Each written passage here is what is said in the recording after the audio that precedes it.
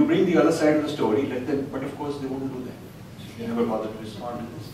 So one-sided things get in, and a certain smear campaign is created. When it is found to be false, they don't have the objectivity which scholars are supposed to have to actually make a corrective with equal force. That doesn't happen. So that's the kind of work that got summarized in this, that's the kind of trend that got summarized in this book. We're looking at the forces that are trying to break India's identity psychologically, India's continuity of history, India's regional geographical commonalities and continuities. And these forces are in America, in Europe, and in India. All these places. Some of them are church-based, some of them are secular left-wing think tanks who think they're doing human rights work.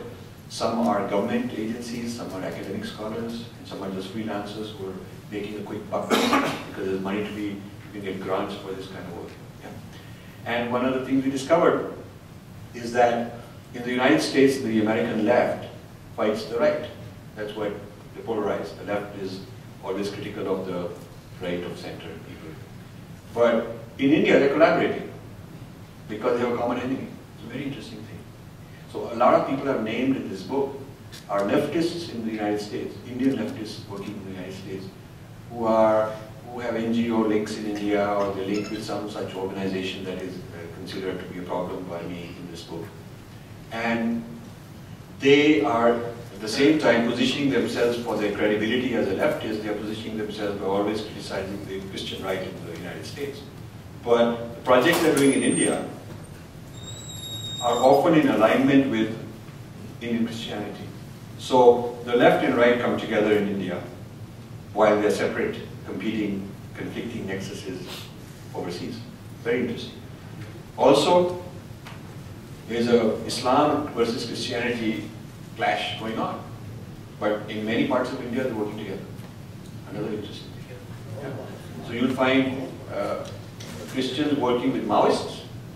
Contradiction in the West, but in India, they're working together. Maoists working with ISI-type linked people or Islamic forces. So they have a common enemy, therefore they're collaborating. So one of the things the book does is it puts the spotlight on this issue. And by naming the people in the US or Europe who are involved, it puts them on the defensive. Because now they're hypocrites. It shows they're hypocrites. Because right here they're claiming to be Marxists and leftists and attacking the Christian right, but they're actually being co-opted by the same Christian right to do the dirty work in India. A lot of the dirty work on behalf of the church is being done by left-wing NGO type people in India. I got a letter from one of them, very defensive and very bit scared, and he wanted to make sure he's, that I'm not coming after him and all that. But I've already named him enough in the book. So the purpose is to heighten awareness about this sort of hypocrisy, which continues. So this kind of work continued since many years, during the past decade. And then I decided that I need, in order to organize all this, I should focus on some aspect, because of thousands of pages, and get me a co-author. And that's when I got Arvindan, my co-author, on board, and he started working for me on this project. Initially not as a co-author, but later I made him a co-author. But initially, as somebody who would go track down various leads, I would send him, this organization from the US is sending money there to go find out what they're doing. And he also translated their pamphlets, and he could record things and tell me what they're up to. So he was data gathering and researcher and fact finder. And then he, gradually, I felt he's on the same wavelength, and I need younger people to take over my work.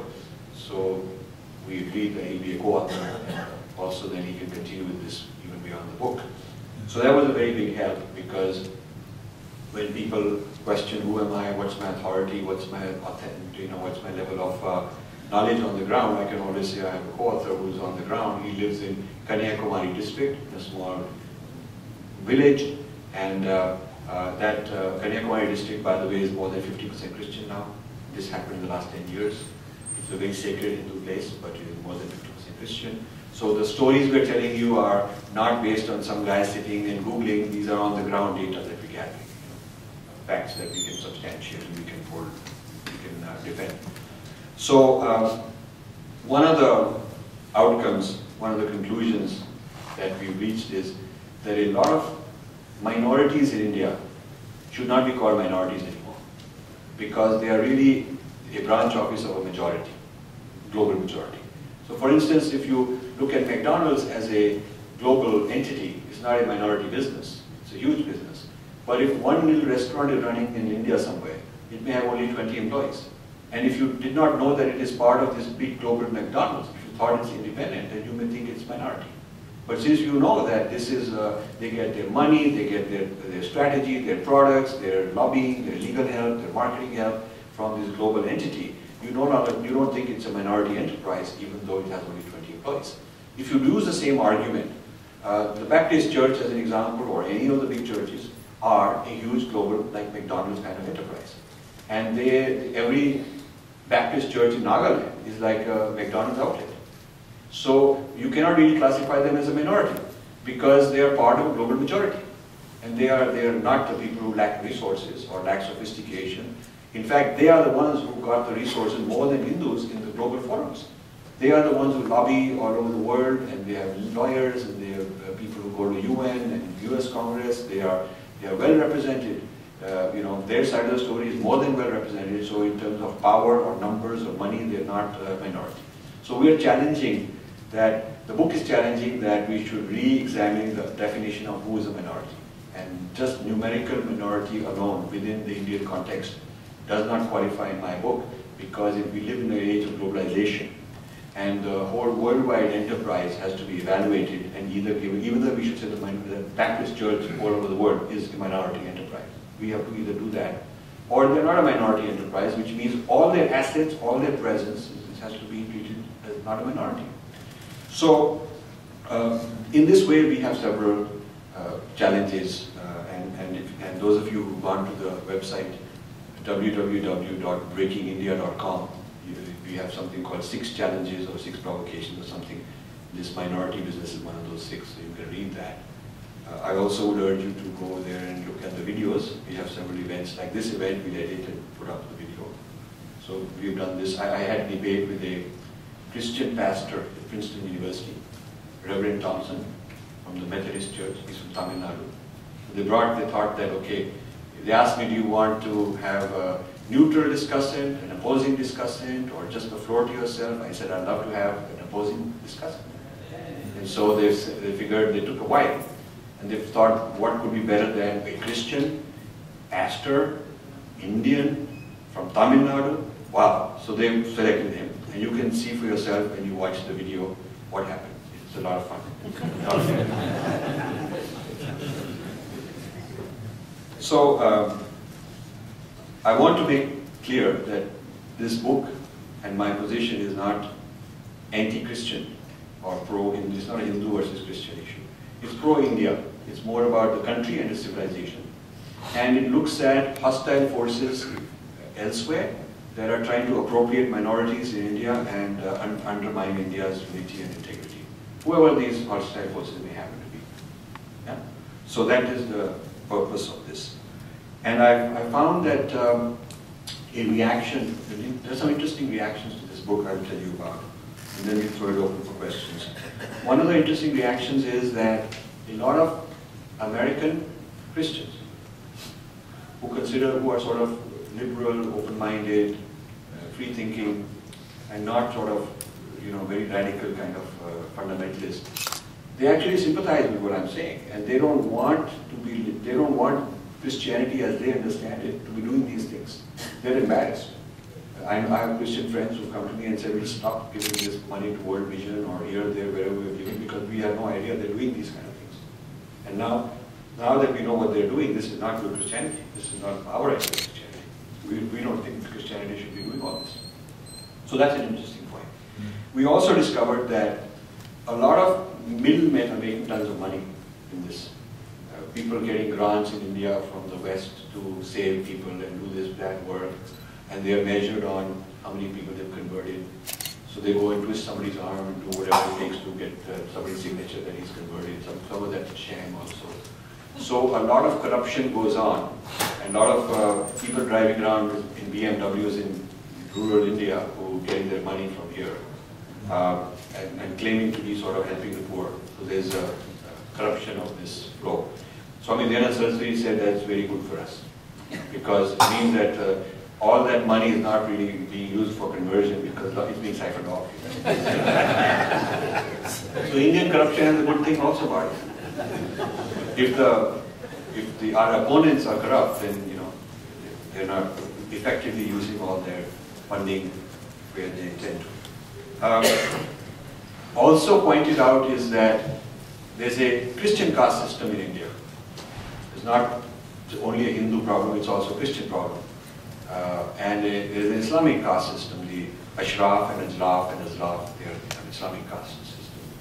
Sikhs have a caste system also. So it's not appropriate to say Hinduism equals caste and conversion to Christianity equals solution. It's not Hindu problem, Christian solution. That doesn't work. There's a lot of information we have on that issue. And there's also Christian churches are segregated right here in the United States. So before one can wag one's finger and say, we're going to solve your problem, the point is we got the problem here. Hispanics have different churches, blacks have different churches, whites have different churches, and Koreans have different churches, Indians have different churches, and Malayali Indians, Christians have different churches than Andhra Indian, Telugu churches. This is very true. So, this business of integration, blah, blah, blah, it's easier to sermonize than to implement it, even within ourselves. And then when you go to countries which are third world countries, former colonized countries that have Christianized fully, like Philippines or Mexico, they have huge social problems, human rights problems. You can't say it's because of Hinduism causing it. There's no. So you have to also be well informed to take on the challenges, the issues, the problems that people throw at us. And this book will help you do that. I will close with the statement that I'm looking for people to read, react, comment, be vocal, agree, disagree, whatever you want to, but after being informed about it.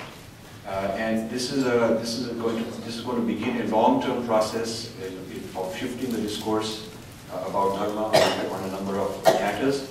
And those of you who would like to be, I would like to request everybody's email address. So if you can write down your email address, because I'd like to put you on my list. I write a lot on Huffington Post and various other places I'm writing books and giving talks. I like to keep you informed of what I do, so I would love to keep in touch with you.